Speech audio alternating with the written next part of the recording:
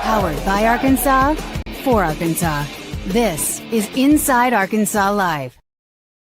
What's up, everybody? Happy Friday, and welcome into Inside Arkansas Live. Curtis Wilkerson and Andrew Ellis here with you again to shut down the work week and get you geared up for what people are saying will either be a Woo Pig weekend or a washed out weekend. It kind of depends on your weather app, I guess. But fun show here today. We're going to dive into Arkansas basketball's regular season finale at Missouri tomorrow morning.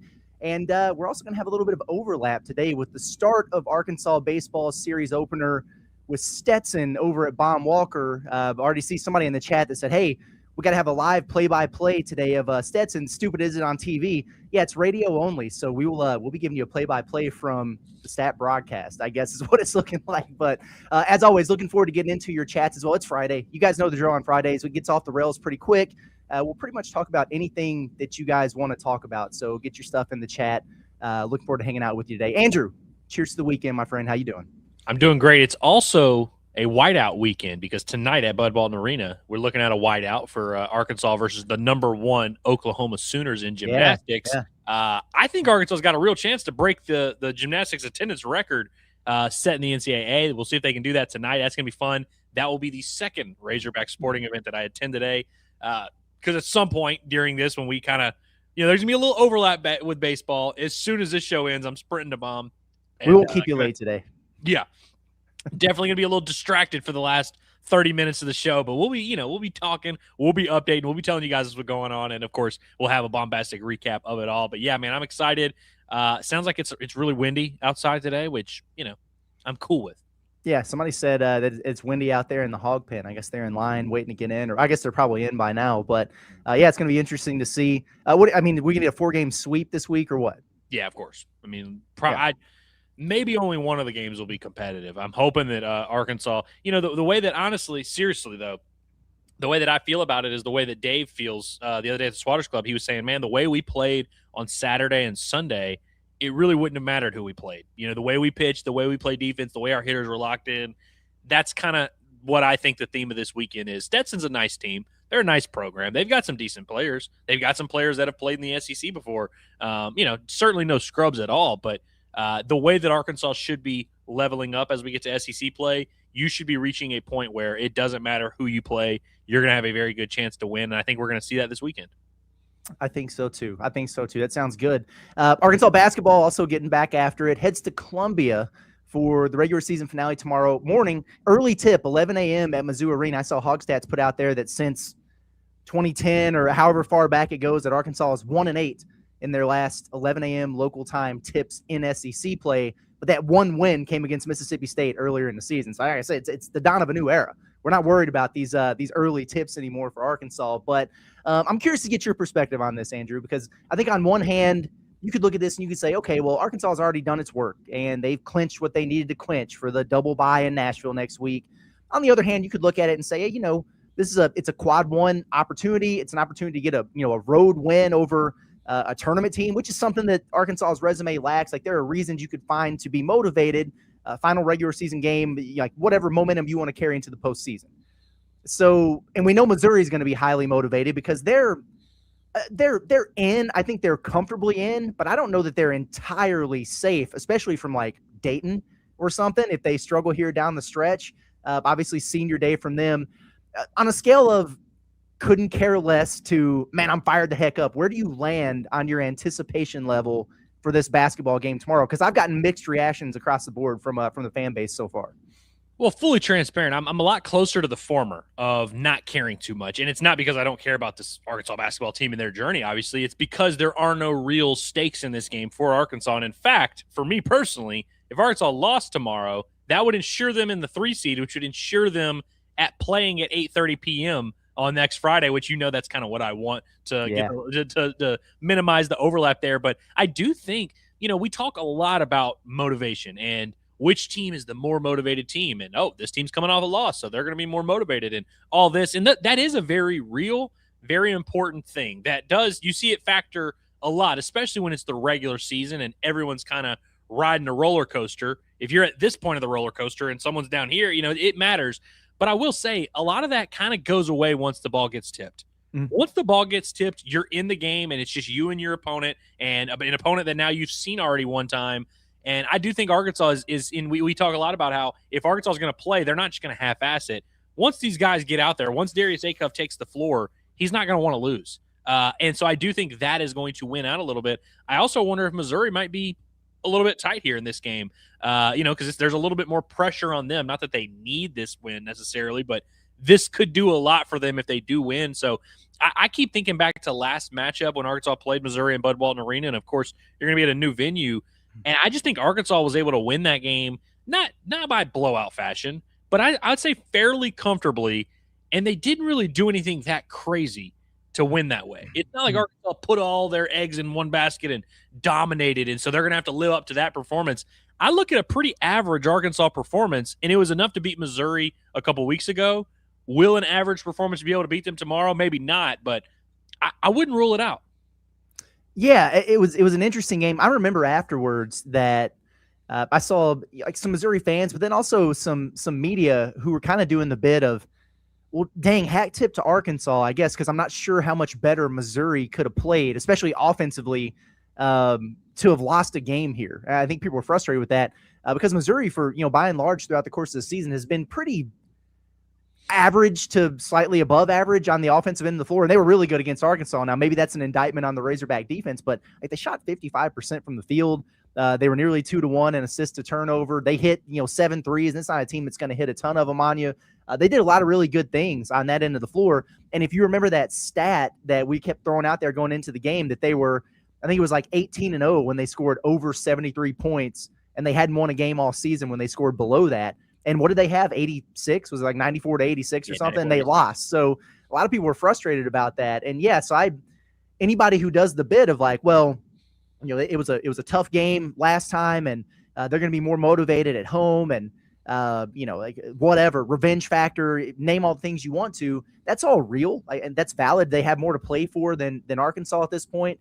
Yeah, sure, probably so, but I think it's also entirely possible that Arkansas doesn't have the emotional and physical drain that they had because they were coming off of that double overtime game at Alabama.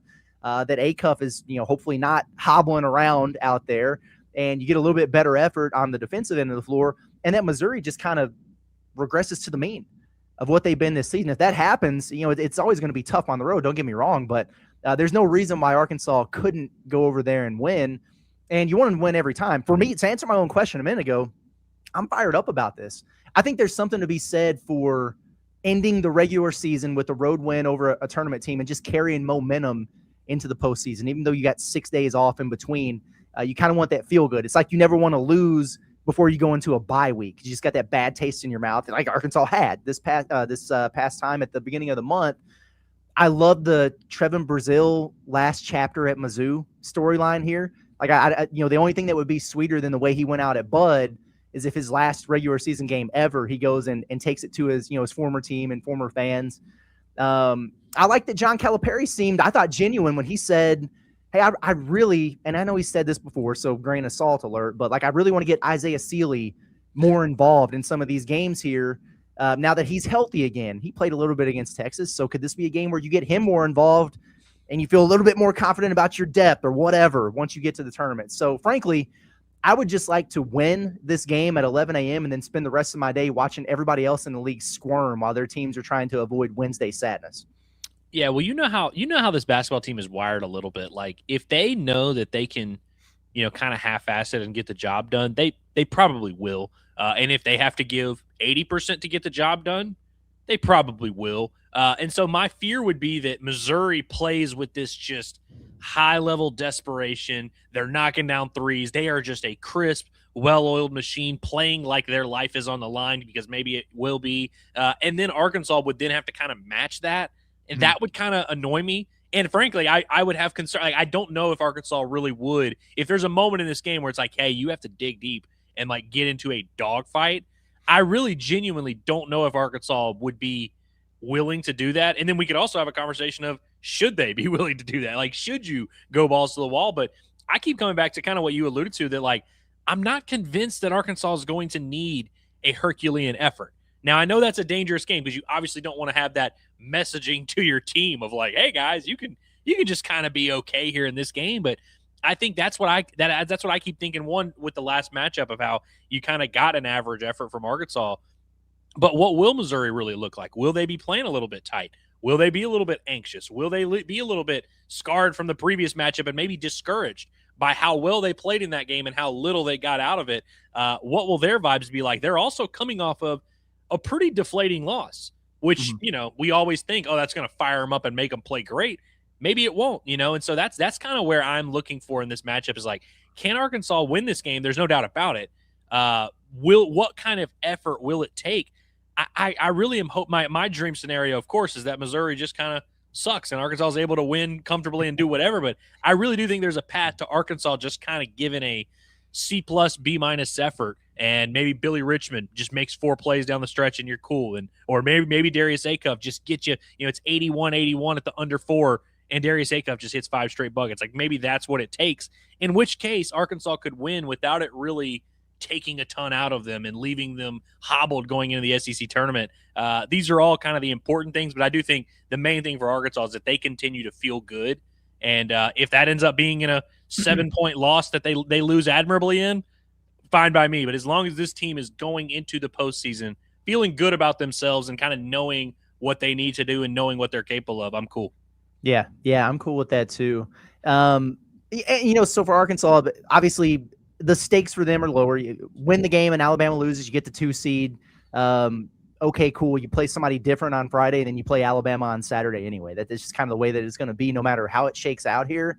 So fine. The other part of the conversation is like NCAA tournament seeding and implications for that. Right now, and we'll pull up Lenardi's latest here in a minute, but Arkansas pretty much locked in. If you go to the bracket matrix, they are the top 5 seed. And so they're right there, but there seems to be a little bit of a gap between them and getting to that next line on the 4 line.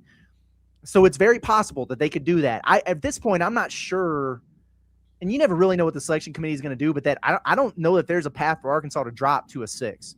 Because even if they lose at Missouri here, it's a quad 1 road loss. You're not going to get popped for that. You didn't get popped for going on the road and getting beat by 100 against Florida. So I can't imagine that it would be something super stinky if it happens here. And then it's going to be a quad 1 game at the SEC tournament in Nashville. So I think that they're playing for 4 or 5 at this point, most likely. Do what you want with that, but the 4 probably get you a more favorable geography, right? They'll send you to a better location if you're lucky. So I guess that's something that we could look forward to if Arkansas gets this dub here. But I want to pull up Lenardi's latest from this morning. Not as cool, I don't think, although I wouldn't necessarily hate this too much. Going to Philly. And I think that was like upper middle of the pack of what my priorities would be in terms of the places they could send Arkansas. Still drawing South Florida there, and that's we talked about it the other day, so we don't have to talk about it too much now. But that's a tricky 12 seed there. Talented team. Kansas again, cool. Like if they want to give us the pass in that game because Arkansas owns Kansas in the NCAA tournament, that's fine. But I wouldn't mind seeing somebody a little bit different. But then you see Michigan there on the 1 line in the Sweet 16. And I know I shared the story with you yesterday. I talked about it on the pod this morning, but according to CBS Sports, Michigan don't want that Arkansas smoke. Everybody's worried about that front court, but they don't want to see Darius Acuff.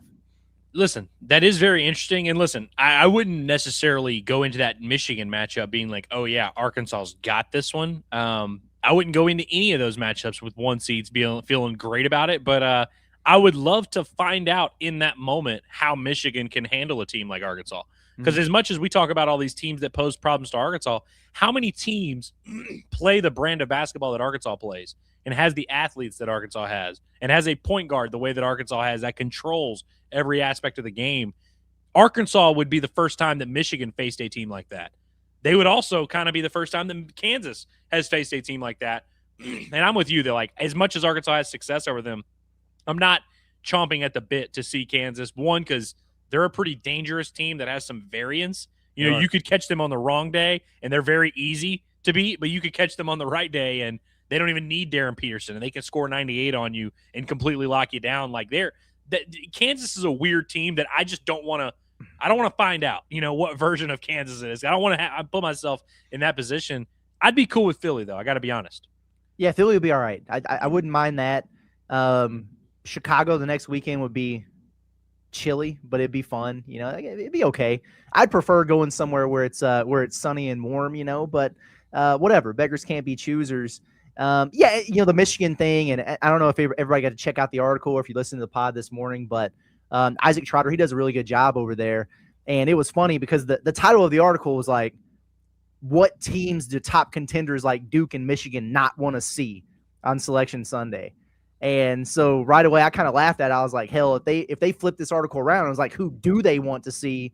The answer for Michigan would probably be Arkansas, right? With, their front court against, the Razorbacks. But he said the Razorbacks, man, because of Acuff, because of the dynamic backcourt play, because of their athleticism and running the floor and not turning it over. And so I guess it just goes to show you that, obviously it's folks who cover the Razorbacks or who really in tune with the fan base and everything, we're keenly aware of the weaknesses that this basketball team has. And so we see other teams who have the opposite strengths and we go, ooh, don't want to see that. And that's fair. But those same conversations are happening with other fan bases. I don't know that there's anybody out there, whatever one seed winds up seeing a potential matchup with Arkansas in the Sweet 16, it's not like they're going to be going, yes, oh, hell yeah, we get to see Acuff. That's awesome. And nobody really wants to see that either. So Arkansas is going to be a dangerous out once they get there. They are, and I will say, you look back to the Florida game where Arkansas, of course, everything went wrong for them. You got completely exposed, dominated, all of the above, and you think, okay, well, so then, Florida has good bigs, and so if we face another team that has good bigs, we're in trouble. That's not necessarily what happened in that game. One, you did get dominated in the front court, but you got dominated everywhere. The reason Florida beat Arkansas is because their guards in the first half completely outplayed Arkansas's guards, which they completely flipped the script. That was not what we expected to see, what we hoped to see. But that was kind of what we said going into the matchup was Arkansas's got the advantage in the backcourt. Florida's got the advantage in the front court. In the first half, Florida had both of those advantages. And then in the second half, it really was fairly even for the most part until Arkansas just completely quit down the stretch. But that was why they were able to do that and why they were able to be so dangerous in that matchup. I don't know if Michigan has that capability to really outperform Arkansas's backcourt the way that Florida did. I think their guards are just a little bit of I don't want to say a step below Florida, but a step below what Arkansas saw in Gainesville the other night for sure. And Michigan just really hasn't been in a ton of games where they've had to score crazy amounts. They've been in a lot of kind of lower scoring games. And one thing Trotter talked about in their article is how Michigan's defense kind of baits you into isolation. Yeah. And Arkansas has the literal best isolation guard in the country in Darius Acuff, who obviously, when it comes to March, we're going to trust him in one-on-one matchups, but also some other guys that can take you off the bounce. Guys that I think are sneaky in this matchup are someone like Malik Ewan. If that's your game plan, hey, we're just going to force ISOs. All right, what are you going to do with Malik Ewan ISOs and he draws 3 fouls on you? All of a sudden now Yaxel's got a couple fouls there. What are you going to do? That's very interesting to me. And again, would I think Arkansas would be like favored against Michigan? Hell no. Would I even necessarily go into this matchup expecting them to win? No. But you have to beat somebody. You have to beat a 1 seed. And when we talk about the stakes for this game, this game this weekend, it's not going to affect this. We know where Arkansas's season is going to be determined. They're going to be in the 4-5 range. They're going to have to beat a 1 seed in the Sweet 16. It is that simple. So I think Arkansas kind of mentally being able to look at some of these teams and prepare for how they'll match up, I think is very helpful. Yeah, no doubt about it. I'm glad you said that there because I was going to say before we moved on, for the sake of clarity, we were not saying if Arkansas drew Michigan that they're going to kick their ass. No, that's not what we're saying at all. They wouldn't even be my first pick, frankly. Like UConn would be my first pick. Absolutely. And I might even go Duke. I might go Duke before Michigan too in terms of who I want to see. And I know that's crazy because Duke just beat Michigan, but hey, it is what it is, man. Styles make fights. Speaking of fights, Northwest Arkansas, are you ready to fight? If you are, then you got to check out the new Fight House Gym, Northwest Arkansas's #1 boxing, MMA, and strength training gym built for athletes, competitors, and anyone ready to push their limits. From high-energy boxing and MMA training to free weights, elite cardio equipment, sleds, and cross-training, Fight House Gym delivers everything you need to train at the highest level. Whether you're a seasoned fighter or just starting your fitness journey, this is the gym that meets you where you are and pushes you further. This isn't just a gym, it's a mindset. Fight House Gym is now open at 10131 Webb Way in Fayetteville, exit 58 off I-49. Sign up today at fighthousegym.com or give them a call at 951-623-9745 and step inside and bring the fight. Okay. Another thing I wanted to bring up here because I don't remember exactly when these come out. It might be I'm guessing probably Monday. I know it's going to be before the tournament starts, but SEC postseason awards, they're getting ready to drop. And I want to talk about this from the Arkansas perspective here for a minute. Now, Darius Acuff, listen, everybody knows where we stand on this, and I think the rest of the world has caught up at this point, and rightfully so. Not taking away anything from anyone else, not Thomas Houck or anybody else that you want to put in that conversation, Phylon, whoever. Darius Acuff is your SEC Player of the Year. I would be stunned if that winds up not being the case at this point. That's not bias. It's just true. When you are doing something that hasn't been done since Pistol Pete, there's really not a conversation to be had, in my opinion. Now, here's my question. Because of that, what do we think the odds are of Darius Acuff getting SEC Player and Freshman of the Year? Because I do think it would be easy for them to say, all right, fine, Acuff gets Player of the Year, so let's give Nate Ament Freshman of the Year. Or a heinous crime would be Thomas Houck gets Player of the Year, Acuff gets Freshman of the Year. I could see him trying to do something like that. But if you were having the statistically historic type of season in the SEC that Darius Acuff is having, and he's doing it on the team that's tied for second in the league standing, so a really good team in the league, if he's the best player and he's the best freshman, I think he should get both, personally. Yeah, I would agree. And frankly, I want to give myself a little bit of credit, Curtis, because I feel like I've been all over this for like 3 months where I'm like, I think they're going to do the thing where Acuff wins Player of the Year and Ament wins Freshman of the Year, and it doesn't really make any sense.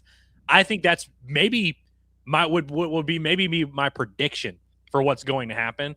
And I think, when it comes to Houck, there's obviously a very real argument. He's on the best team, and he is a tremendous player. He's had an outstanding year. It wouldn't be like this crazy, a horrifying thing. I just think the only case for him is he is the best player on the best team, which isn't a horrible case. But I think if you asked every single coach in the SEC, like, hey, who affects the way you game plan more? Which team, like if you're playing Florida, how much are you really accounting for Tommy? And if you're playing Arkansas, how much are you accounting for Acuff? Like, really, like, which one is going to keep you up at night? I think it would be unanimous. All 16 would say Acuff is the guy that affects things. And I think if you did the question of like, hey, let's take these guys off their teams, how well would their teams be able to function? I think 16 out of 16 SEC coaches would agree Florida would be better without Houck than Arkansas would be without Acuff. Like, there's not even a debate about that. Mm-hmm. I also just think that, the numbers, the historic nature in which he's done it, it really would be – it just wouldn't be an accurate way to tell the story of this season. Because ultimately that's what this stuff is for. One, to give these players honors for what they've done, but also so that you can look back at, 2018 and say, oh, the coach of the year was this guy. Oh, yeah, his team, they had a great year. Oh, the player of the year was this guy. Like, that was the guy that everyone – and Acuff, to me, just has been that guy that – nobody's been talked about more. Nobody's been watched more. Nobody's been scouted by opposing teams more. Nobody's been, causing coaches to lose sleep more. The performances and, I think it would really it would not be accurate to have a player of the year that wasn't him, where it's like we all know who the real player of the year was. I think most people would feel that way. And obviously in Arkansas, we would all feel that way. But I think even nationally, I think the people that cover the sport would be like, that's a little interesting, Yeah. No, I'm with you there. Now some other guys. Obviously that's where the conversation starts, but I'm curious how else this shakes out. Now Arkansas is it helps that they're top 3 in the league because that automatically probably gives you another guy at least, right? Malik Thomas, SEC all-freshman team for sure. Like he's a shoe-in for that. Do you think him or Trevin Brazil, and you could throw somebody else in that conversation if you want to, could maybe get a second or third team nod? And let me give you a little bit of perspective. Like Malik Thomas, top 20 in the conference in scoring, top 10 in three-point percentage, top 10 in steals. Trevin's averaging 13 points, 7 boards, a steal and a half, and a block and a half per game. I want to have a different discussion about him in a minute, but I think those two guys would probably be the best 2 candidates to get one of those. Billy has obviously come on very strong late, maybe an SEC play alone. If you look at the full body of work, I don't know if that's all SEC worthy, though. I was going to say Billy is a weird one because he's been better in SEC play than he was overall. And so I don't know the difference in his numbers. I know he's averaging around 10 points a game or something like that. In SEC play, he's probably averaging 14 or something like that, which is more in line with like what you would think. But yeah, I think Trevin has a decent case. There are some good big men in the league, obviously. Sure. But I think there are more good guards and, out there. And so for Malik Thomas, if he were going to make an all SEC team, you think about some of these guys like a Phylon, like a Hubbard, whoever, like you're going to have to go through a lot of hot top guys. And there's like 5 or 6 of them that are averaging 17, 18 points, like leading their team. And so I feel like for Malik, he's got a higher hill to climb than maybe Trevin does, because there are some really good teams. But I mean, like, think about it, like Chinyelu is like almost certainly going to be an all SEC forward, I would imagine. What's he averaging? 11 and 7? Chinyelu's averaging a double now. Okay, so he's now got, I guess, because the rebounds are crazy. But what's he? Is he like 12 points a game or something like that? Yeah, he might be averaging more rebounds than points, but yeah, he's right. And so it's like, I think that from a stat standpoint, there's not much separating Trevin and some of those other guys. I also think his defense, particularly in SEC play, has been really good for Arkansas. He's averaging like 2 blocks, 2 steals in SEC play or something like that. I think he's going to have a decent crack at an all defensive team maybe, but I think he's definitely going to have a crack at just an all SEC guy, because he's had some big games. He's been good on defense, and kind of like in a career achievement thing. We see older guys get these a little bit. Yeah, I could see Trevin getting a third team nod maybe. I'm glad you said what you said about the defensive aspect of this. He's not going to get Defensive Player of the Year, but I do think he should absolutely get an all defensive team honor. And I know Ryan might freak out about that, but listen, dude, he is still the only player in the SEC to be top 10 in defensive rebounding and blocks and steals. He's got 90 stocks on the season, and that leads the SEC.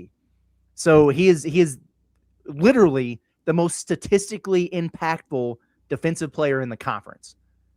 He's got to be on the team. Like, that has to count for something. So I do hope that he gets that nod. If he doesn't, that's something I'll complain about.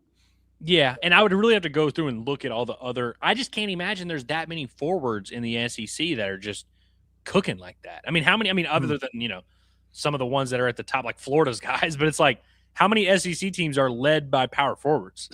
Right. Yeah, it's true.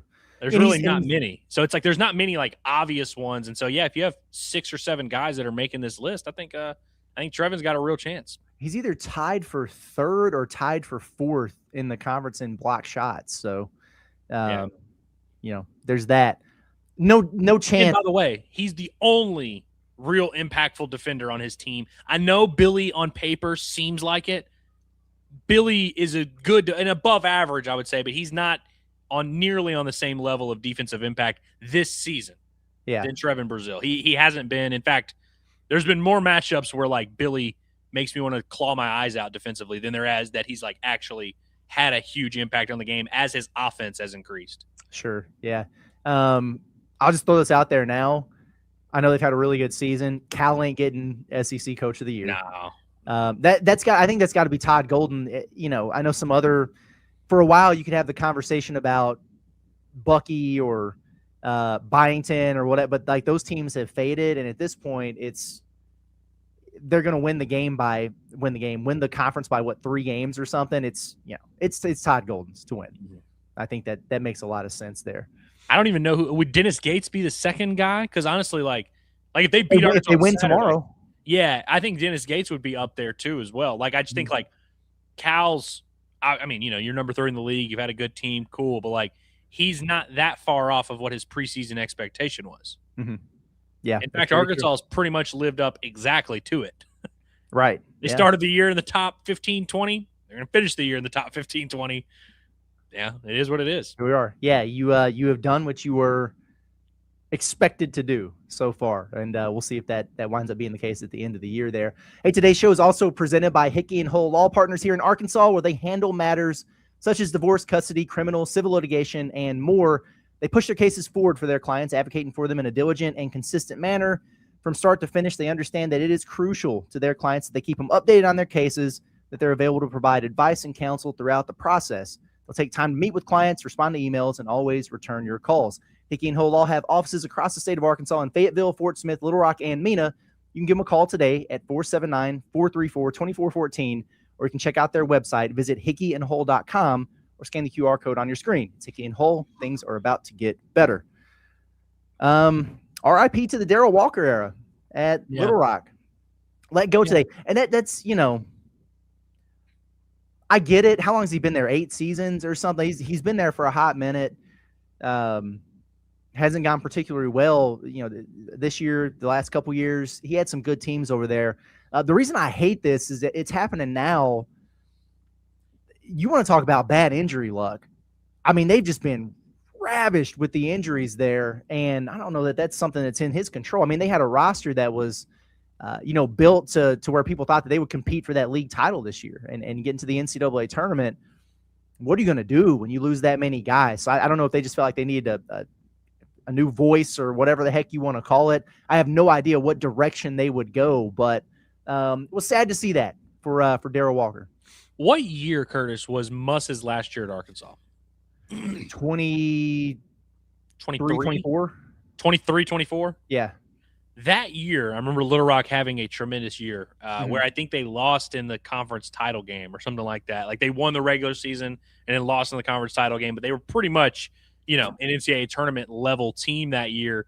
And I remember that year thinking like it really saved his job because the years leading up to that had been really bad, and he'd had some years where it really got away from them and, just didn't look great there. And so it's like, honestly, this news, it's like 3 years like late because I feel like he was entering that year really on some, some hot water. And then they had an awesome year. And then the last couple of years, they've been kind of like trying to harness what they had then. But like you mentioned, the injuries have just really caught up to them.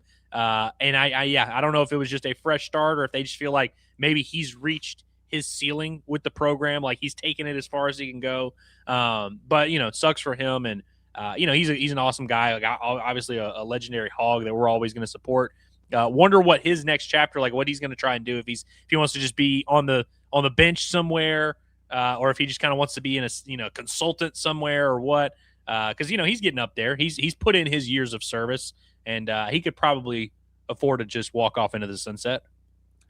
Yeah, I think so too. I don't know that he would like leave and go across the country and take another mid-major job or something. That doesn't strike me as something that would be the case for him. I know a lot of folks right away were like, he's got to be on staff at Arkansas. He's got to be on staff at Arkansas. I don't. You can't have him and Kenny Payne on the same staff. Correct. Yeah. I mean, Kenny Payne finds something else to do, he can take the Kenny Payne role of just guy who's around. You know what I mean? Yeah.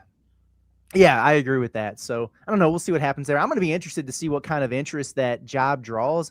I vaguely remember that when Goodman was doing the anonymous polls of, the best jobs in every conference, or like ranking the jobs in every conference, Little Rock, they might have been first in that league, or they were at least in the top couple. So in terms of their competition, I guess it's a really solid job over there. For sure. And I think a lot of that would have to obviously be dealt with how much talent the city of Little Rock produces, per capita. Sure. It's toe-to-toe with anyone in the country. The only problem with that is like the talent that comes through Little Rock is not going to go to Little Rock. You know what I mean? Like having Moses Moody in your backyard doesn't really help you if you're the head coach of Little Rock. Mm-hmm. Having Nick Smith Jr. just up the road does nothing for you. And so I think that like people think of it and they say, oh, there's a lot of talent in the city of Little Rock. So that helps, the school.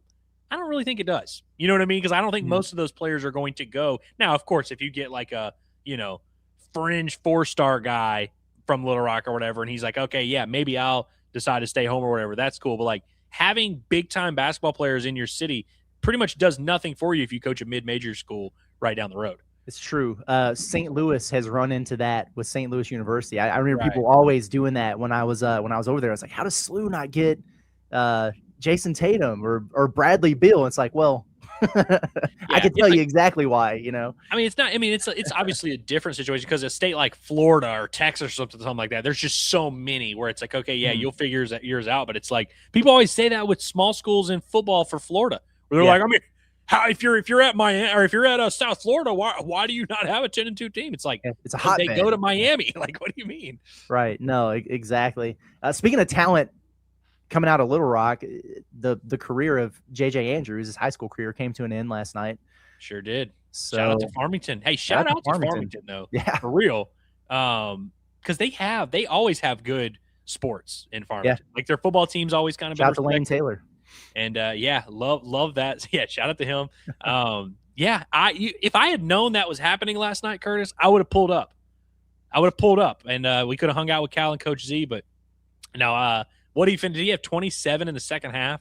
Did I see that? Yeah, I think he really struggled in the first half, and it's like he was getting quadruple teamed and stuff in there. It was like one of those game plan things. It looked like he didn't have a whole bunch of help last night. But yeah, he wound up with a big second half. They still wound up losing. And you scored 29 and your team scores 54. It's a tough one. I know, man. Yeah, it's brutal. And it sucks for JJ. And he's had so much success. Like, he's a winner, man, throughout the course of his high school career. He won 2 Peach Jams, back-to-back Peach Jam champ.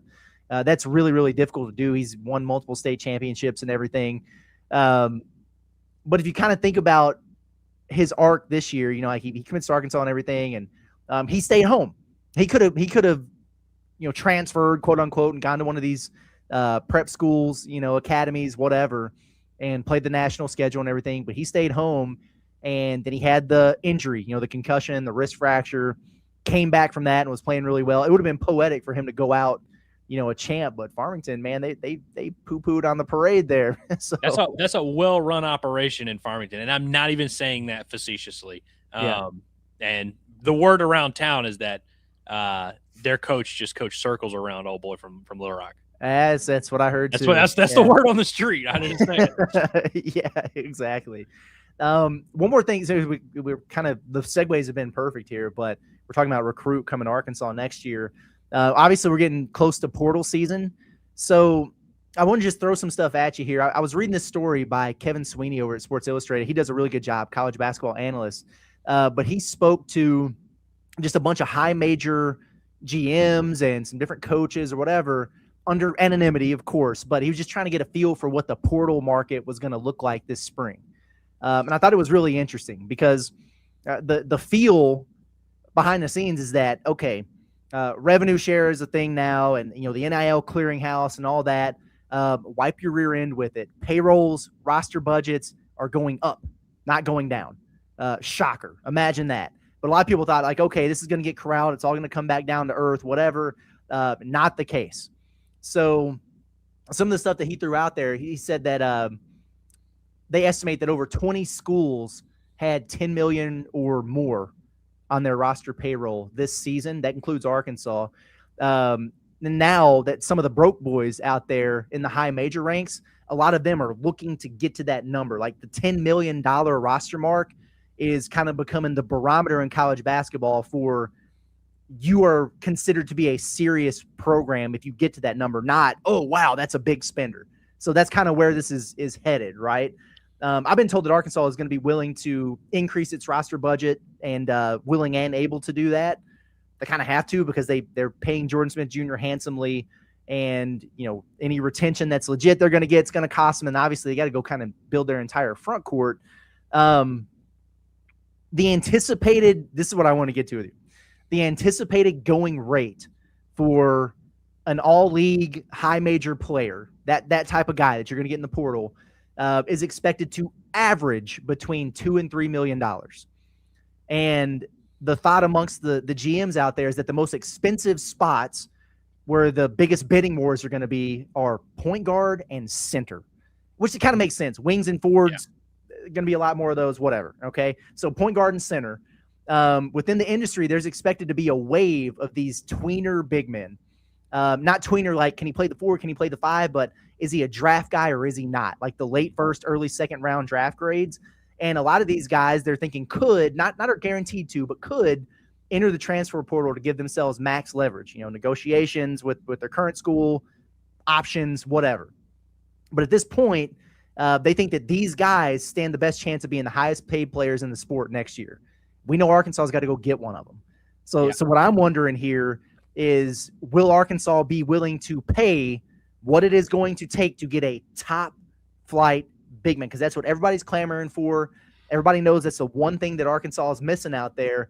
Some of the names that he threw out there who fit the mold, not guys who he's saying are going to hit the portal, but who are going to be in that 50-50 draft range, but like Morez Johnson and Adai Mara at Michigan, Alex Condon and Ruben Chinyelu at Florida, Henry Visar at North Carolina, Flory Badunga at Kansas, JT Toppin at Texas Tech, Krivas at Arizona. So guys like that.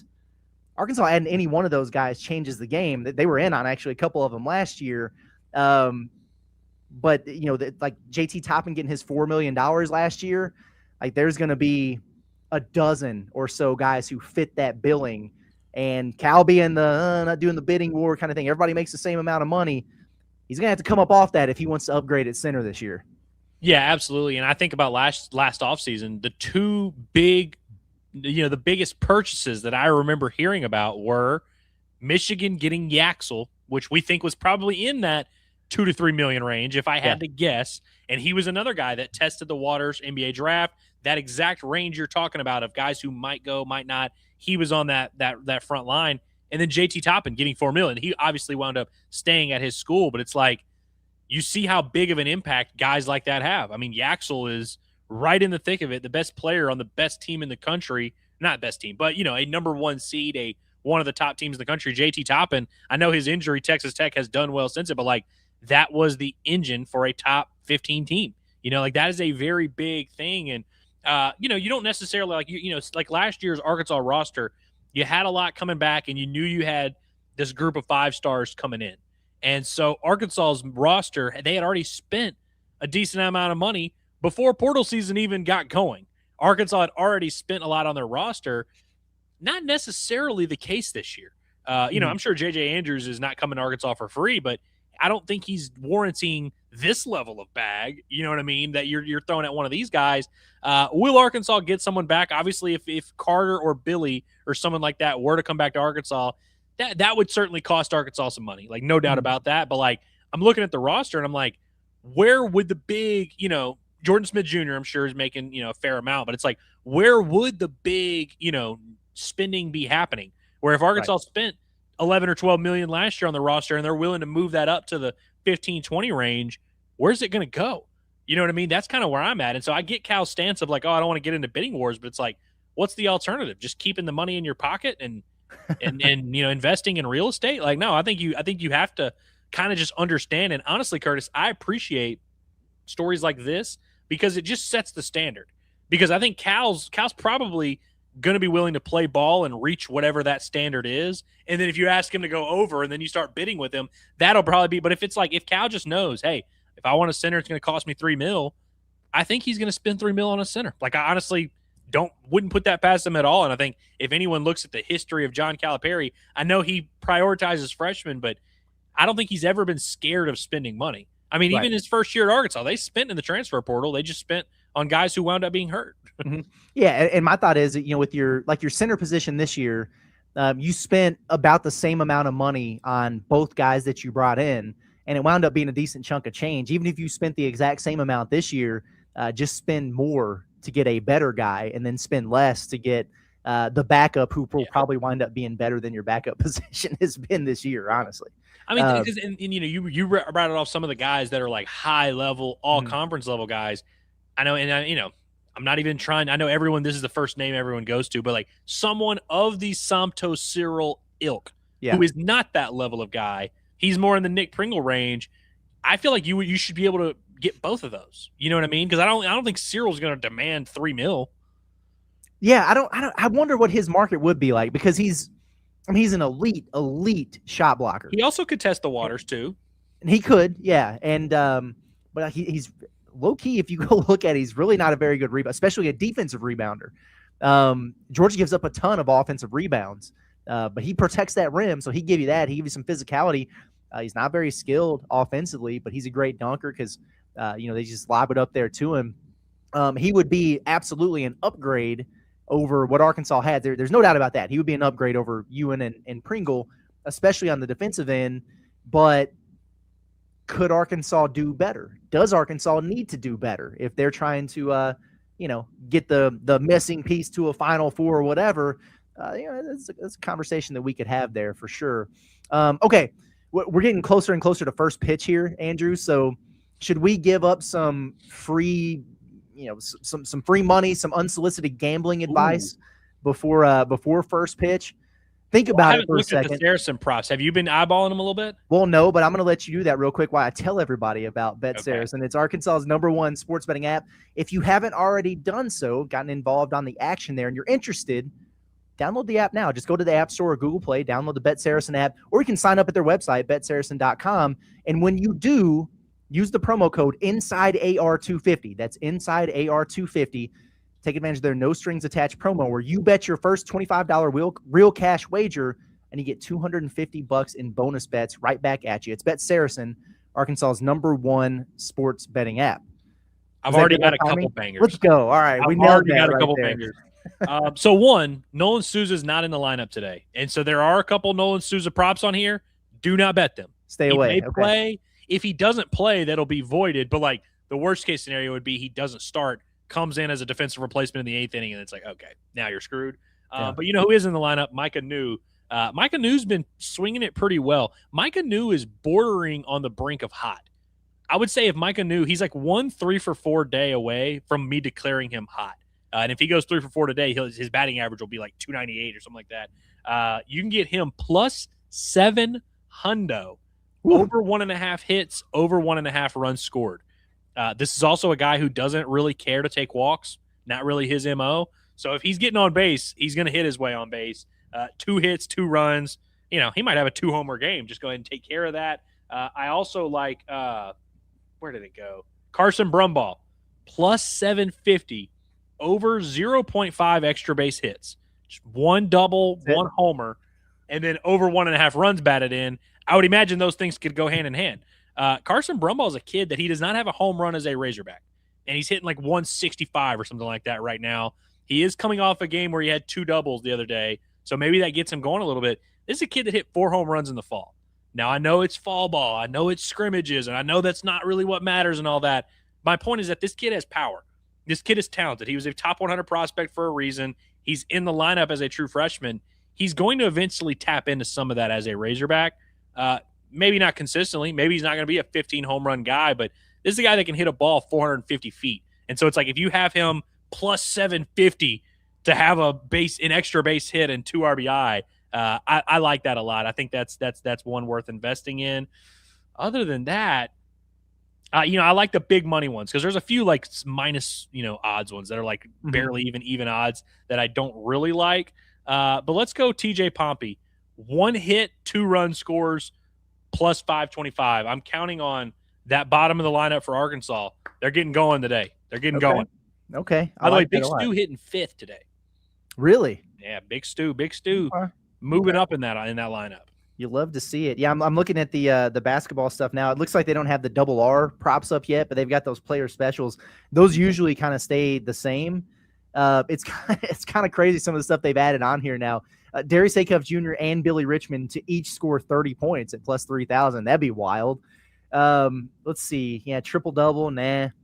Acuff and Billy to each score 25 at +1,300. Now, Billy went for 21 on Missouri last time. Acuff averages 25. So, that's interesting. If you're looking at the super high value stuff there. DJ Wagner, 2 threes, a block, and 2 steals, +1,000. The block might get him. Yeah. Although DJ just picks up random stats, man. He does. Yeah, he does. Trying to see Malik Ewan double-double at +500. He had 16 and 8 on Missouri in the last game. That's interesting. Yeah, there's all kinds of stuff in there to look at. It becomes difficult to really narrow in and zero down on some of these, and I know it's the same way with baseball, but every time I'm doing a preview on the pod at the Palace and I'm like, all right, let's look at these double R props, and there's like 77 of them. Like, yeah, I know. It's information what are we overload. I always, and there's a lot of those that are like, like for baseball, I think there's like 30 today. Some of them are like -120, -130. And I'm like, not that like, that's not a bad, that could very easily hit, but it's like, that's not what we want. We want those big money ones, those bottom of the order guys hitting home runs. That's what we really like to see. Real quick, Curtis, before we move on, can I read you some names from this Stetson lineup? Because it really is an all-name squad here. Of course. Their leadoff guy is named Juan de la Cruz. It's good, just classic. Not to be confused with Ellie de la Cruz. We got a Renzo Gonzalez, Foster Apple, Okay. playing left field today. Foster Apple. At cleanup, we got their best hitter, Johan Desseralt. I like that one. And then maybe my favorite, batting ninth, playing center field for Stetson today, Corey Robinson. Back on the hill. Go. It's going to be great to see him. Hopefully they honor him appropriately. Big Tell guy out Helfrich, there, when he comes up to the plate, tell Helfrich, just, hey, take a step back, call time, let him get his let him get his flowers. Come on, give him a cheer. Yeah, big guy out there, man, in center field. Corey Robinson. Yeah, we knew he was athletic, but that's pretty good, man. Okay, so I think for the rest of the show here, let's just get into the chat and hang out with everybody, and then we'll update you as we can and everything. It won't be like your typical watch along because there's nothing to watch. Yeah. And we can't listen along because we are actively live on the air talking to you guys, and we want you listening to us also. But we'll keep an eye on the StatCast and everything and keep you guys informed. Is TrackMan something that you only have access to at the park? Yes, and then even then sometimes it's tough. They'll like if there's a home run hit, they'll flash up the numbers every now and then. But my understanding is that the scoreboard radar gun that we see is not even connected to TrackMan. Like that is its own separate gun, and Dave said it's about a mile or two off. Interesting. Very interesting. Okay, let's get into it. I know we got a handful of super chats, so we'll get to those, and then we'll see what everybody else has going on. Heartbroken Hog, appreciate you. Says, in this game, I care more about how Acuff plays because I really want to see him win SEC Player of the Year. Also rooting for him to set our season assists and points record. He's getting close to a lot of those things there. I saw something today. He was getting ready to pass. He's 2 points away from passing Mason Jones for the most SEC points for a Razorback, I think is what I saw. Possession. Let's get which, he'll get that with the 3 on the first possession of the game, right? I'm with you. Here's a reason to be excited for the game tomorrow. Darius Acuff plays again. You know what I mean? And everybody's doing like the rest him, whatever. Not hearing as much of that since he looked so good the other day. And because they're pretty committed to the bit at this point of keeping him out there. They just did the whole, and I don't know, did you get to watch the follow? I haven't watched it yet. I almost watched it like 1 a.m. last night. Right. I will watch it before I go to sleep tonight. It was like the whole Darius Acuff thing. And I just don't see them doing that. And then we get the availability report tonight. It's like, he's actually just going to chill on Saturday. So I expect him to be in there. But, yeah, I'm with you, man. I want to see him play, and looking forward to that. One more road game for our boy there. Anthony Black Fan Club. I'm part of that club, too. It says, obviously no Curtis's answer to this, but for Andrew or John, who is going to come back to us speaking Spanish, would you rather be terrible in football and good in basketball, or vice versa? Ole Miss or Arkansas? Yeah, I always, every time people ask us these questions, I always say I am the worst person to ask because I am not going to do the song and dance of like thinking of other people. I think of what I personally want. And me personally, I want Arkansas to be successful in football, but I would my preference would be basketball. And then my preference over basketball would be baseball. And so it's like, that's kind of where my hierarchy goes, if I'm just being honest with you. Now, if we want to do the boring answer, well, the football would bring in the money for the university and, the national audience and the eyeballs and da-da-da. But in terms of like what I actually care about, I would definitely prefer to be give me a national championship winning basketball program, and they could just cease to play football for like 4 years. Yeah. Yeah. And they already know my answer, so I'm not allowed to weigh in on this, but right. But no, and listen, I do love football. Like when football's here, obviously that's, I want them to win. It's, big. Hell, when I was a kid growing up, there was a point in my life for sure growing up as a kid where I definitely cared more about Arkansas football than anything else. That is a fact. But I just got to be honest, the Chad Morris era really, it's not that it like ruined my love affair with football, but it changed my perspective on everything. Where I just I stopped going into Saturdays having my emotions tied to it. Yeah. And as good and bad as basketball and baseball have been over the years, I've never cut off my emotional connection to the sports. Mm-hmm. Like even in the worst ever John Pelfrey or Mike Anderson year, I was still like living and dying with every game. I stopped living and dying with every football game during the Chad Morris era, and that's just kind of the way it is, man. Yeah.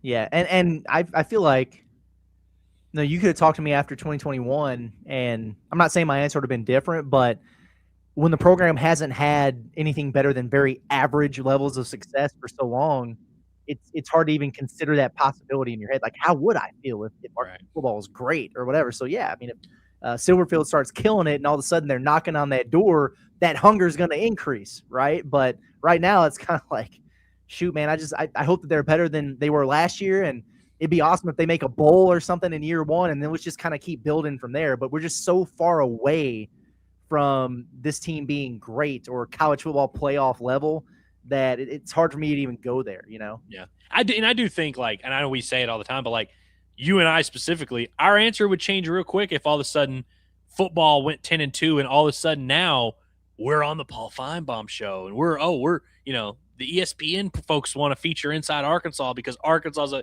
you know what I mean? Like, you think about these big, I mean, KSR did it for Kentucky basketball, but it's like, there's all these people from Georgia and Alabama who make it big in the industry because they covered good football teams. Our lives could definitely change a lot if Arkansas was good at football. But until that happens, like you said, it's hard to kind of visualize it. Yeah. Thank you, Coach Cal. Until then. David says, what's the path for a Kentucky Wednesday sadness? It starts with them losing to Florida, but I don't think that does it in and of itself. Let me just see real quick if I can do this without it taking too much time. Who else do you have over there? Like A&M needs to win. So Texas right needs now, to win. hang on one second. There are a lot of teams that are facing bad competition. Yeah, so Kentucky's at 10-7. If they lost, they would be 10-8. Missouri has the tiebreaker over them. They're at 10-7. Texas A&M has the tiebreaker over them. They're at 10-7. Georgia winning would put them at 10-8. They have the tiebreaker, right? Because they won at Rupp Arena. So really, it's basically Kentucky losing and then any combination of a couple teams winning or a couple, teams get into a tiebreaker with them, because it's weird. Some of the tiebreakers that Kentucky has are against teams above them in the standings that they can't catch, like an Arkansas, for example, or like a Tennessee. But losing is the first step of the process there. Then after that, we'll see. The most important step of the process. Yeah, exactly. And they're also still alive for a double bye, which is, I think, that they're alive for a double bye. It would, I guess, if they win, they go to 11-7. And then Arkansas beats Missouri and Vanderbilt beats Tennessee, that gets them there, actually. Wow. Okay. Which is not that's actually the craziest thing, So that's interesting. But they also, can finish anywhere from no way Kentucky beats Florida.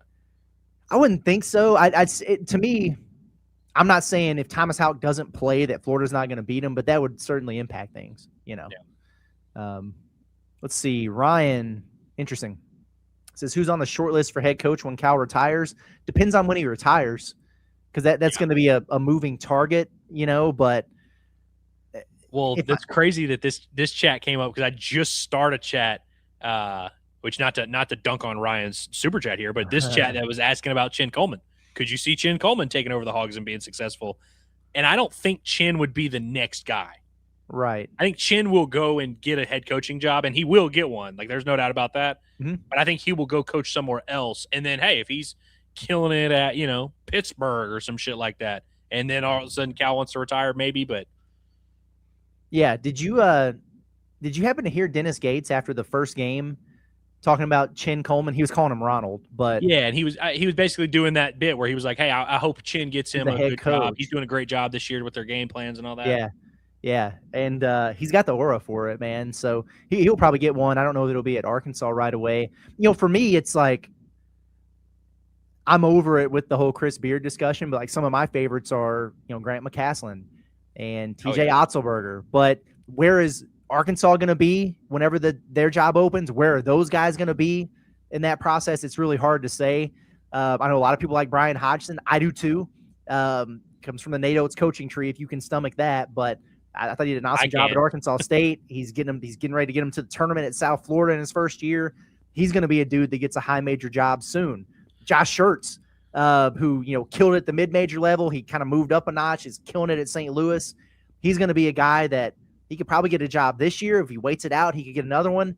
he might be off the board by the time Arkansas is open. So it's hard to say right now until we know when Cal would leave. But there's it's going to be a high profile job whenever it does open again. How old is Hodgson, by the way? I don't know. Early Not 40s? very, probably.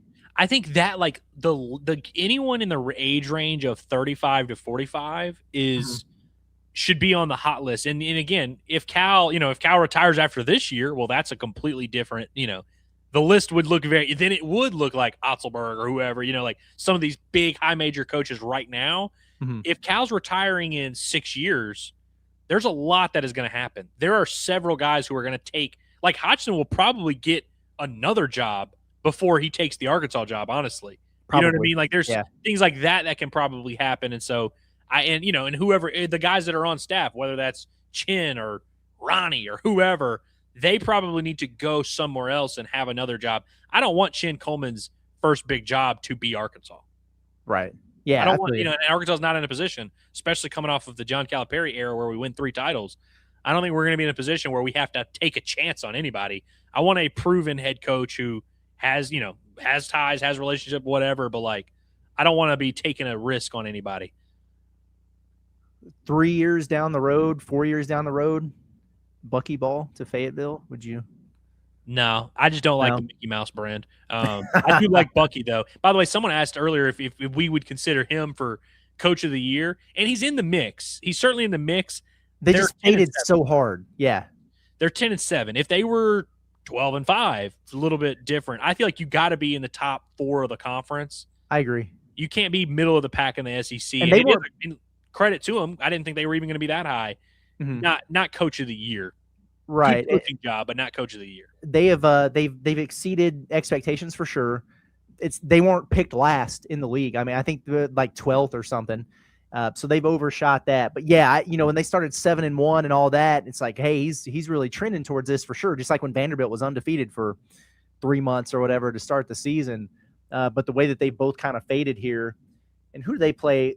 So they play LSU. I mean, 11-7. I don't know that they have a path to get in the double bye. I mean, theoretically they would. No, because Tennessee has a tiebreaker over them. So now that they wouldn't get that. In fact, I think I remember Bucky saying they're playing to get a top 5 seed in the tournament. So I think the highest they can get is 5th.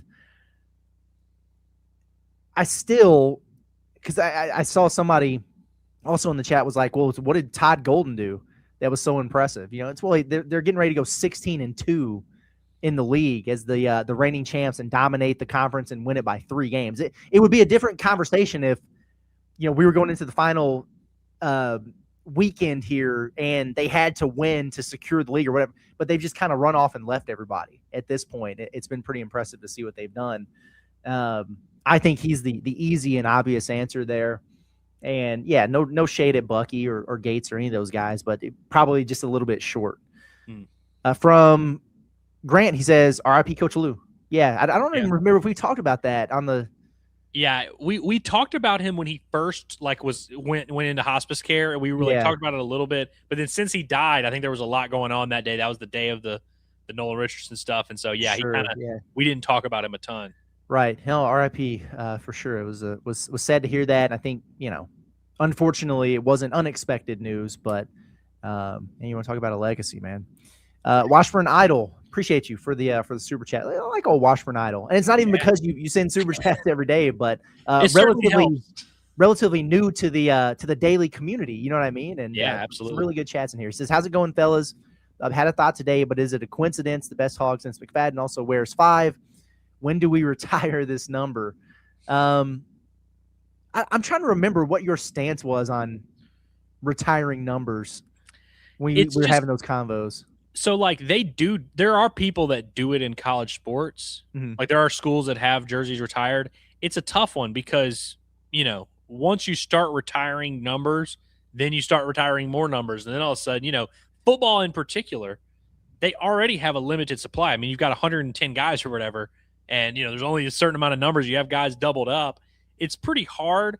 I think I would be okay with them doing it with McFadden because that is a pretty good barometer of if we have someone who is a multi-time All-American, multi-time Heisman finalist, multi-time Doak Walker Award winner, then yeah, we'll retire his number 2. And so if we end up with 5 of those guys, all right, we'll have 5, whatever. But yeah, no, I'm cool with 5 being retired in football. But I also understand why it's not, and am not as offended by it not being retired as some others are. Sure. Let's just get to this right now because I'm not sure entirely what it means. Ryan says Gackle with his standard start. He walked the leadoff guy in a 3-2 count is what he's talking about. Okay. All right. Fair enough. There's okay, currently there we go. one out right now. That's what he's bitching about. I just got the StatCast pulled up. I was like, what, did he give up a solo shot to start the game, or like what the hell happened here? But no, okay. he issued a full count walk and then got a ground up. What do you think about this? I saw this chat right underneath. I'm guessing we're talking about the next head coach. I do like Sean Miller. Yeah, Sean Miller's a stud. I do. Yeah, and he's another one where it's like timing-wise, I guess he'll be at Texas for a while. And so, yeah, in 5 years, he'll probably still be at Texas and he'll be rolling there or whatever. Texas to come to Arkansas? Yeah, obviously we think Arkansas is a better job than Texas. I just don't think if he's like making an Elite Eight or Final Four at Texas, I don't think he's just going to like dip in the middle of that. Right. Because the one thing that we said about when we were doing why is Texas the number 2 job and Arkansas 3, whatever. And part of the conversation was having the resources without the pressure to win. Right. So he would have all the resources at Arkansas, maybe more pressure to win, but I guess it just depends on how much you value that kind of thing. I don't know. But do we realistically here, and we can take off our Razorback glasses for a second, do we feel like do we feel like it's you can't do things at Texas that you can do at Arkansas? You know what I mean? Like, no, definitely not. Right. Like they're just as capable of putting together championship level rosters and Final Fours and competing at the top of the league and everything like that. They just don't have anybody in there watching them do it. Right. Even though it is a better job, Arkansas, I don't think it's a big enough like step up or anything like that to where, but I mean, listen, I certainly wouldn't say no to Sean Miller being head coach at Arkansas. No, I wouldn't either. Kings says the BBN Twitter weirdos are coming after our boy Curtis. Y'all go make sure they know what time it is. Yeah, I texted Andrew before the show and I was like, well, I had time for it today on Twitter with some BBN folks. So don't be surprised if they infiltrate the chat, but it really hasn't happened. I don't think. I haven't really noticed it too much. But I remember you were like, I'm prepared to just like whatever we have like scheduled to talk about, we're just gonna divert and make one of these guys. Yeah, if we have to, we will. It's okay. And Sid, I'll do it on Twitter, and that's all right. But it's I think it's fun. The rivalry aspect of it, the back and forth, the banter, and everything. It cracks me up there. But listen, if using John Calipari as the barometer to decide if you're happy with Mark Pope or not is the way that you sleep at night, then be my guest. Man, it's more power to you. Let's see. Oh yeah. So Beckman says as soon as March Madness started, it ended. Did Arkansas State lose yesterday? I don't know, but based on his many chats, he's been bitching about threes and bitching about whatever. So okay. I would assume they lost. Yeah. That's too bad. Finch, good to see you, Finch. Hope you're doing all right, man. He said, just come in and say woo pig, and then I'm thankful I'm not a Vol, tamed kitten, or a cult member of Aggie Land. I like that. Shots at your boy Mark It Down? Yeah, it's wild. Wow. I think so. Direct shots at Mark It Down. That's crazy. Yeah, that's wild, man. Gosh, dang. Not a Burner says, Curtis got the entire Kentucky fan base crying all over my timeline this morning. Sorry. Hey, sorry. And listen, I approached it cordially. In fact, I didn't even respond to a Kentucky person. I responded to a Razorback fan that I have regular dialogue with about the I guess Field of 68 did a deal where they're like, it's going better for Cal at Arkansas than it is Pope at Kentucky. And so then people were taking the combined records of the 2 years and like whatever. I don't know. But the only thing that bothers me is that people take that over there and then they're trying to tell Arkansas fans how they should feel about their season and their team. And that's not how this works. Because I know that BBN gets really triggered when people try to tell them how they should feel. And it's the same thing this way. I don't care what Mark Pope is doing over at Kentucky. I don't care what the circumstances are over there. What I care about is what's going on at Arkansas. And it's almost like they're trying to dunk on Razorback fans for looking at a team that has been ranked all season, and they've improved their overall record by at least 3 games, their SEC record by at least 4 games, their tournament seed by at least 5 games. They're fighting for position to be a protected seed in March Madness, have one of the best players in the country on their roster. They got 3 5-star signed. Like, people are happy with what's going on right now. That doesn't mean that we're what do you want us to do? Because Arkansas is not undefeated, that we should be throwing a fit and, demanding that Cal get fired or hire a GM or something. No, that's for you guys. You guys do that. And if you think that makes you the standard, I think it makes you weird personally. But for any fan to be criticized for being happy with having a team that's competing at the top of the league and going to be one of the higher seeds once you get to the NCAA tournament, I think that's silly. We'll see what happens. If Arkansas loses in the first round or even the second round, everybody's going to be real disappointed and upset with that, but we're not even to that point yet. And it's not like Razorback fans haven't been critical of their team, because all these things are true. And we still have people in here every day that are bitching about the front court. Fair. I get it. This team's cooked. If they play Michigan or whoever in the tournament, okay, sure, fine. We get it. But the fact that it's just like weird, or that there's no expectations at Arkansas because you're happy with having a really good team. What are we talking about here? Well, and it's tough because, obviously we speak every single day about the current picture, the big picture, the landscape, or whatever. But I do think there's a lot of value in just like you evaluate things at the time you need to evaluate them.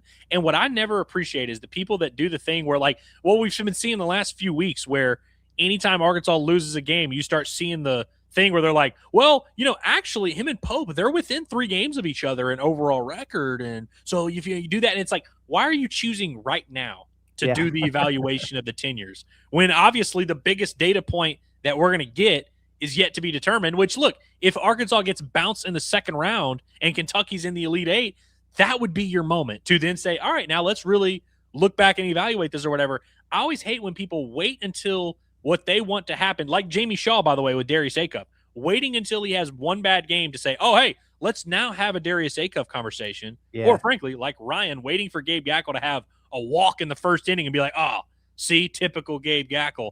It's like you're trying to wait until something that proves your narrative happens so that you can then have the conversation. It's like, why not we, and that's why a lot of times on our post game, we're like, hey, let's just talk about this game. Mm-hmm. That's what we're talking about. This is a great performance in this game, or this is a bad performance in this game. We're not having the conversation about what John Calipari's done here. We're just doing our thing here. But there's a lot of morally and intellectually dishonest people out there. That's a pretty good way to put it. Bobby says getting Cal his 900th win. So he's 899 right now, right? Oh, is that like a college period? I assume. I 899 wins. All I remember seeing. I don't remember the context. I don't know if that includes or doesn't include the vacated stuff. And I have no idea. But one away from 900, I think. So hopefully he goes and knocks that out. Ryan says, what NCAA tournament games are y'all planning to go to? All of them. The ones that involve Arkansas. Yeah, all of them that involve Arkansas. We'll see where they wind up, but we'll be there for sure. Hog on It says, I hope Trevin throws up a triangle sign to the Mizzou student section once we're up 20. Don't do that. He already did that once. I just hope that he scores 20 and then just leaves it at that. Because that'd be he doesn't need to stupid in this game. Yeah, he doesn't need to show them up with taunting the crowd. He doesn't need to take any of his, frustration, cheap shots that he does to, at times at any of the players. He did it against Missouri the last game. Just go ball out and play with the type of energy that you played with against Texas and leave it at that. Get the dub and then walk out of there with a big smile on your face. That's what I hope happens. But I do know why you said that, Hog on It. Let's see. Hunter Green says, when's the last time Arkansas had a single-digit amount of losses for an entire season? Win tomorrow and the SEC tournament, and they get it. I want to say Muss's first tournament team and maybe his second one. Let me look real quick. So 2021, they were 25-7, and then in 2022, they were 28-9. So there you go. Heartbroken Hog says, Curtis, do you think Cal might retire if we win the national championship? Depends on what it is. He would this year, no. No, yeah, I don't think so. he means it when he says, I've got this many families left to help. He really does. The quota has not been met yet. But now here's the thing. So if he says, I've got 20 more families to help or whatever, well, ACUF is going to get help this year. And you like it. So I'm anxious to see if we have these conversations in the summer and he starts saying the same thing. Is he like, I have 18 more families to help? You know what I mean? Or he just kind of sticks it right there. What if he says, he's like, yeah, I've got 10 to 15 more families to help. What if he says that next year? We don't know what his barometer for help is. So I'm going to be anxious to see what that looks like. But no, like if they won it this year, no, I don't think he would retire at all. Let's see. They get out of it with baseball, it looks like, by the way. Yeah, they're in the bottom of the first. There's like a pause in the action, and I don't know what happened. Interesting. Like they threw one pitch. Oh, looks like Damian Ruiz just reached on a bunt single.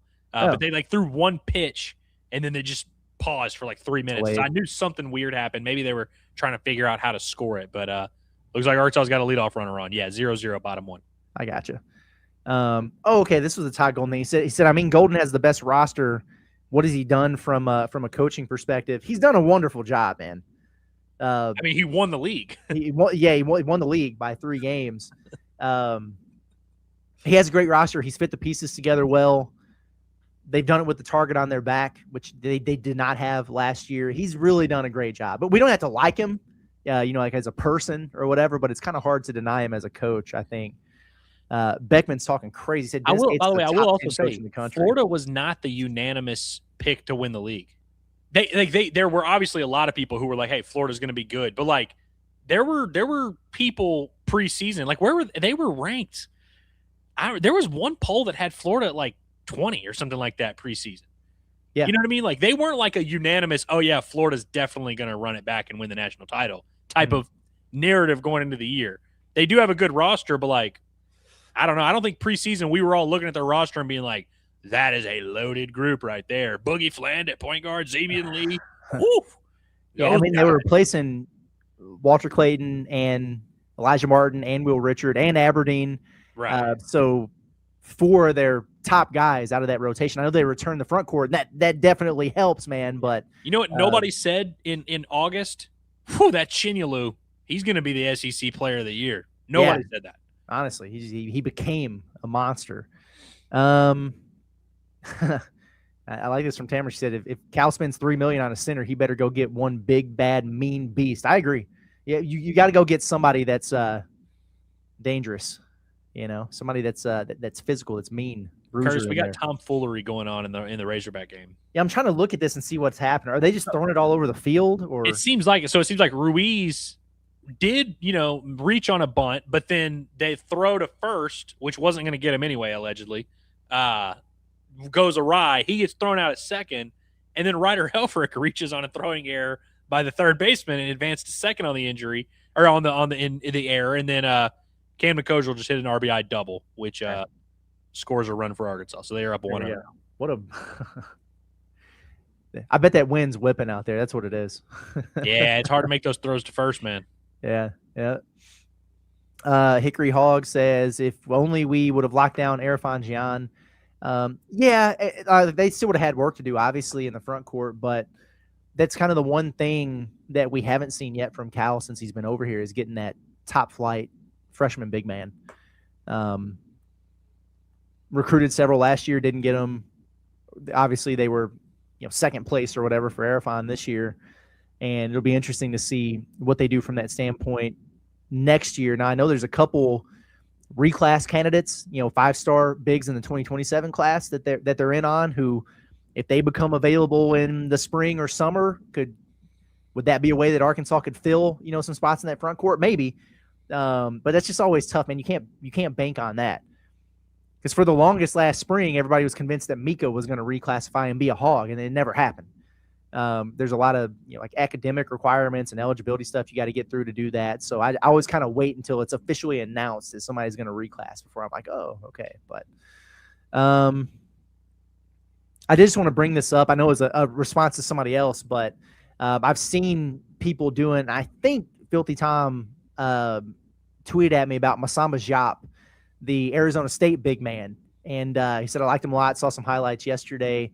And the interesting thing about him is over the summer, it was while the Razorbacks were in Omaha and I was in New York before I joined you guys in Omaha.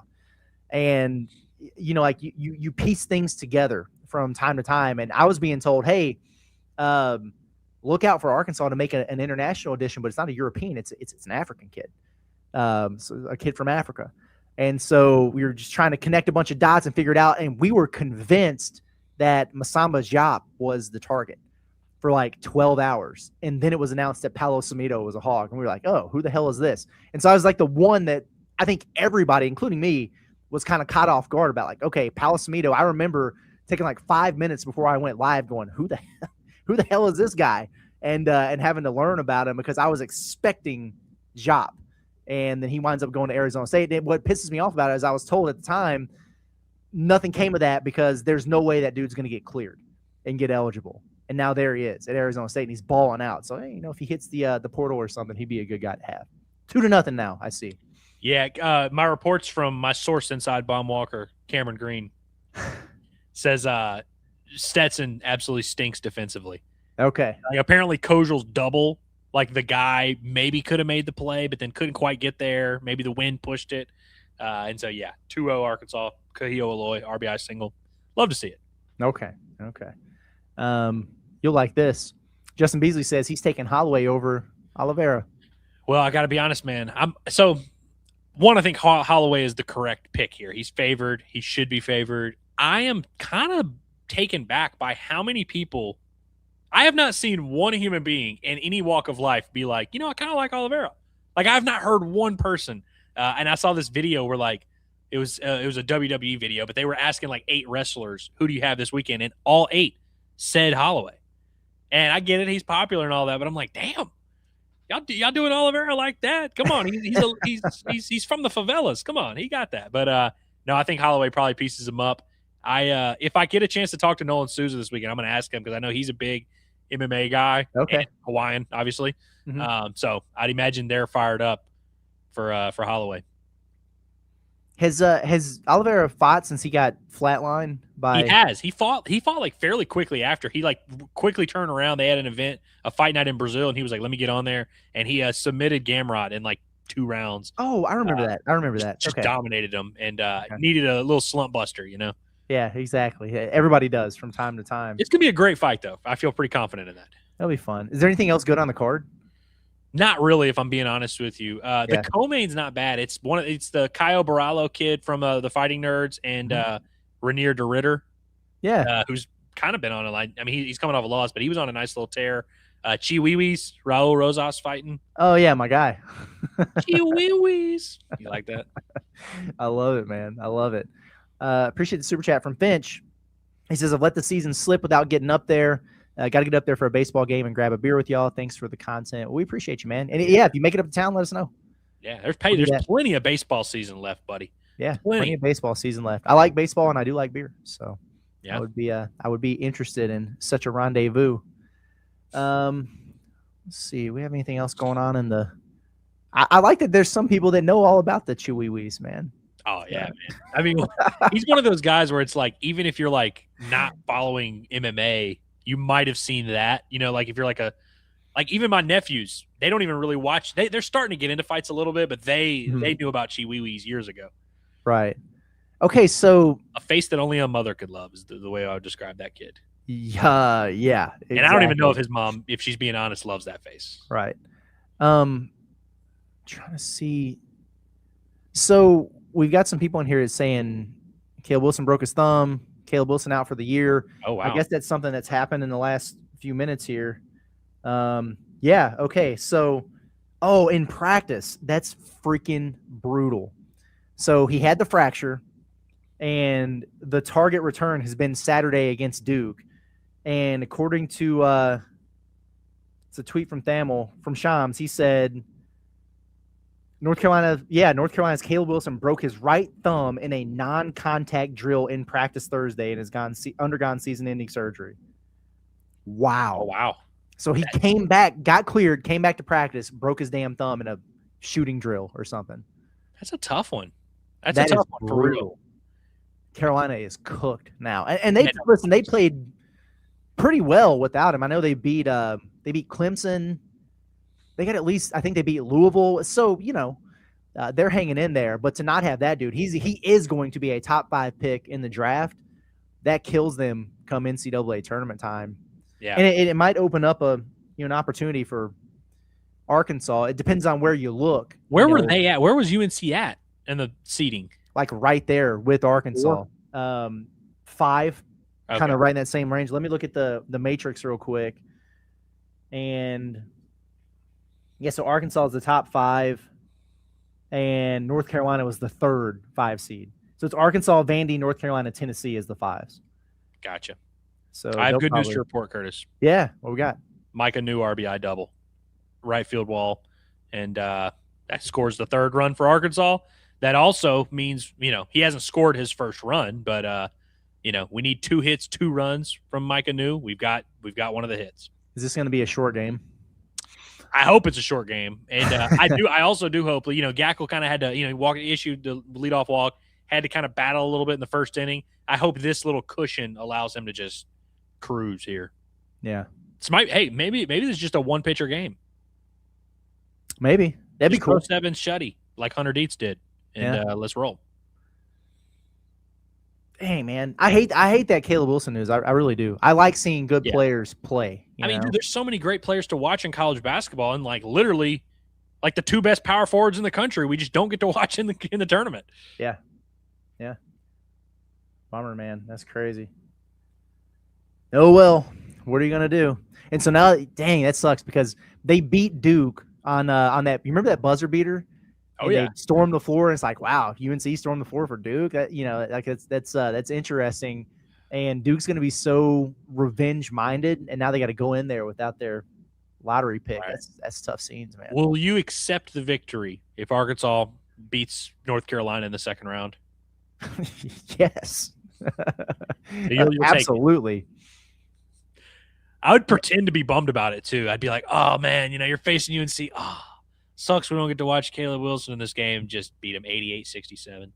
Yeah. Sheesh, man. Let's see. Ryan says, is that why you hate Peterson? Because he doesn't like playing basketball. I don't hate Peterson, but he doesn't like playing basketball. I mean, what do you want me to say? Yeah. The dude plays 18 minutes and then checks himself out of games. Now, that narrative, it's not actually, they call it a narrative. It's not a narrative. It was a thing. This is what was actually happening with him. There's video evidence of this. Exactly. And it got to a point where it was like, okay, we got to get out in front of this, or we've got to flip this narrative, whatever you want to call it. And now I think it's been several games in a row he's played 30 or more minutes, but they're getting beat by everybody now. So it's like, damn, maybe he should go back to having a great 18 and then sitting and watching his guys close the games for him. So I don't know. I like that. Crazy times. Reminder. Yes. This is not what happened to Nick Smith Jr. Everyone always says this, where they're like, oh, this guy's going to quit the team, just like Nick Smith, who did not quit the team. He came back and played in the NCAA tournament. He literally played 3 or 4 games down the stretch and then played in the NCAA tournament. That's not what happened. Yeah, he did come back. He came back when he probably, frankly, if I'm being honest with you, probably shouldn't have come back. Yeah. I would say the same for Boogie last year, and I would say the same for Adu Thero last year. Adu Thero for sure. He definitely shouldn't have came back. You could tell. We knew in the build-up to that game against Texas Tech. I remember us seeing him in warm-ups and everything, and we were like, they're really going to play this dude? He was not right going into that one. And Boogie came back, and I thought he looked pretty good in there. Now, we were told there was no chance that was ever going to happen. As soon as Boogie went down, that he's tanking for the draft and everything like that. He had a surgery that he didn't need just to get out in front of things. And it's like, what the heck? No, he worked his butt off and he came back. And contrary to whatever ESPN had to say, the team supported him throughout the process. For sure. So. Well, dude, I remember, because now everybody's doing that with Carson Wiggins with baseball, because he's in that situation of he's banged up. Will he come back? Will he won't? And I remember someone on Twitter saying, yeah, Carson Wiggins, he's not coming back. It's going to be just like the Nick Smith situation. And I was like, that's a oxymoron, because I was like, if it's like the Nick Smith situation, that means he is going to come back and he's going to pitch in May, and then he's going to, then he's going to pitch in the postseason, in which case I hope it goes better than Nick Smith's time did, but like that would be awesome. But it's crazy how many people just like do not remember how it played out. It wasn't that long ago. It was like 3 years ago. Right. Yeah, and the thing with Nick, like he came back, and there was a stretch there where he was starting to look pretty good. And I remember, was it against Auburn, I think, in the SEC tournament? He hit that baseline jumper, like that game winner.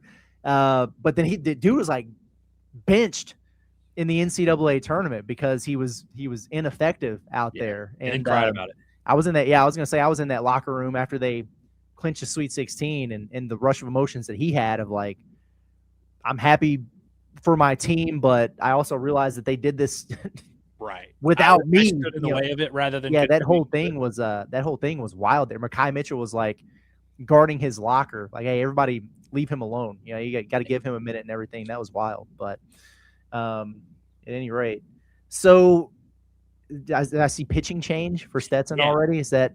Yeah, which is weird. So the guy that is now in the game for them has been one of their weekend starters, and they kind of just switched up their weekend rotation. I want to say this guy might have even been pitching on Fridays for them. And he was a Georgia transfer. He's got some pretty good stuff. But yeah, it's very interesting that they went with a guy with a 14 ERA to start, and he allowed 4 hits in the first inning, and now he's not in the game anymore. That was a very, very interesting decision. So if this guy ends up pitching well and like giving them 5 or 6 innings, I'm going to be kind of like stunned, where I'm like, what were y'all doing there? What was the game plan? Exactly. Yeah. Well, let's get your final thoughts here, because again, you can't watch, and I know you're going to be covering the game and probably doing a bombastic stuff. I would at least like you to be able to listen to a majority of it. That way you could speak intelligently. Although you could just follow the box score the entire game and then give everything everybody needed to hear, and nobody would be any the wiser. But I want you to listen to the game. So as soon as this ends, I'm going to grab my stuff and dart out the door, and I'm just going to get there and go watch it. But yeah, I'll listen on the way there for sure. But my final thoughts are, enjoy the weekend, everybody. It's a great time. And listen, we have a lot of mental fortitude that we are going to have to expend in the coming weeks. When the NCAA tournament gets going, we're going to be very nervous. We're going to be very anxious. It's going to take a lot out of you. The next week, and really the next 2 weeks, really enjoy this. And if you're a baseball fan, really enjoy this weekend, because obviously next weekend you're going to be playing SEC play. That's going to be tense. That's going to be anxious. That'll have its own set of challenges. Enjoy this nice weekend. The weather is good. Life is good. The good Lord is good. We are good. Enjoy this moment for what it is, because we got a lot of fun coming through here in the next few weeks, the next month or so. It's going to be an absolutely wild ride, and we can't wait to be on that ride with you. We're very excited about NCAA tournament time and postseason, but use this weekend to kind of rest a little bit and just enjoy some stress-free sports. That's what you should do, because you rarely get that opportunity to enjoy a sporting event without caring about it. And you should still care, but we agree this is a little bit different, and I think people should enjoy that for sure. Yeah, for sure. And I echo all of that. Appreciate everybody for hanging out with us, throughout the back half of the week here. It's been me and Andrew with the 2-man operation. And we've had a really good time through all of this, and appreciate all you guys for tuning in. Subscribe to the Inside Arkansas YouTube channel if you haven't done so already. Find us wherever you find your podcast, Apple, Spotify, or wherever it is that you listen. And enjoy the rest of the weekend. Make sure you tune into the Bombastic. Andrew's going to have plenty of that going. Make sure you tune in to get up, get your coffee, get yourself going, get the juices flowing a little bit. Watch this basketball game at 11 o'clock tomorrow, and then join us for the Palace post-game show and all of our content after that. But we're out of here. For Andrew Ellis, it's been Curtis Wilkerson with Inside Arkansas. Enjoy the rest of your day. Enjoy the game. We'll see you guys next time.